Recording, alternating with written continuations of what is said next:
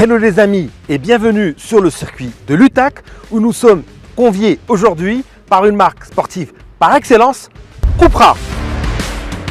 Je suis Jadis Benani et je suis journaliste automobile depuis 25 ans.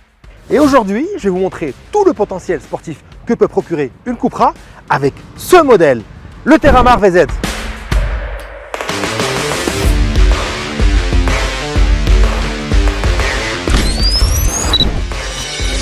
Accrochez-vous, ça va chauffer, c'est parti.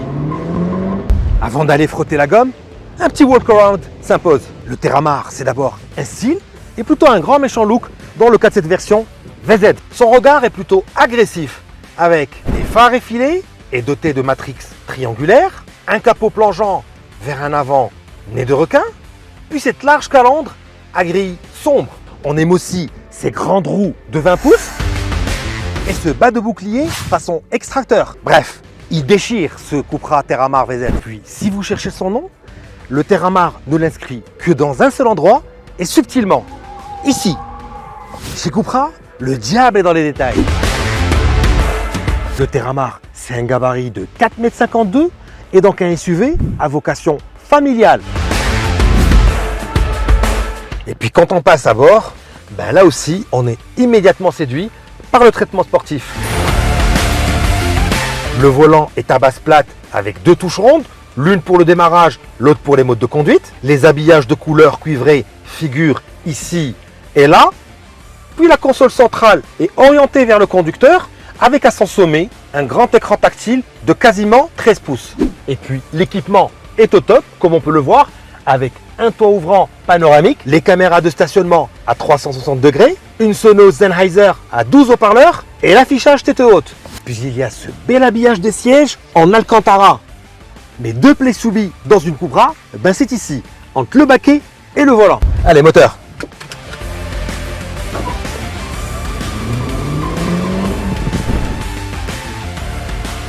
Nous voilà donc au volant de ce Terramar e-hybride qui est animé par un 1,4 litre turbo essence, secondé par un moteur électrique et qui offre la possibilité de ne pas consommer une seule goutte de carburant et qui se recharge en 2h30 via une borne de 11 kW.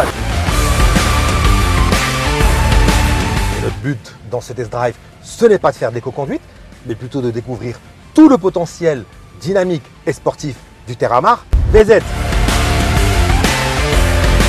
pour ça, nous faisons tout d'abord un petit tour de reconnaissance du circuit, un tour qui finit ici. C'est parti, on enclenche le mode sport, circuit, et on enclenche la pédale d'accélérateur comme ça. Impressionnante. Waouh. Scotché à la route.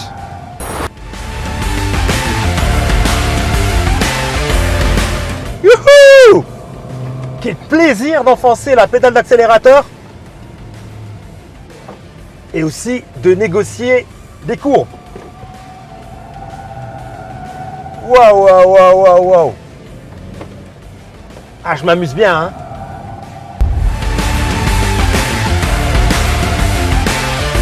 Regardez comment le Terramar reste scotché au bitume, y compris dans les courbes négociées à vive allure. Le châssis est réactif et les suspensions sport font juste un travail phénoménal.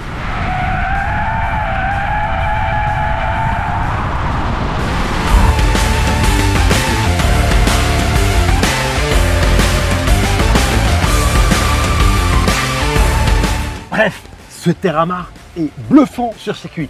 Et il l'est aussi sur les routes de tous les jours où il comblera les pères de famille. Vous allez voir. Il comblera les pères de famille adeptes de sportivité en leur offrant, outre de belles sensations, de réelles économies de carburant.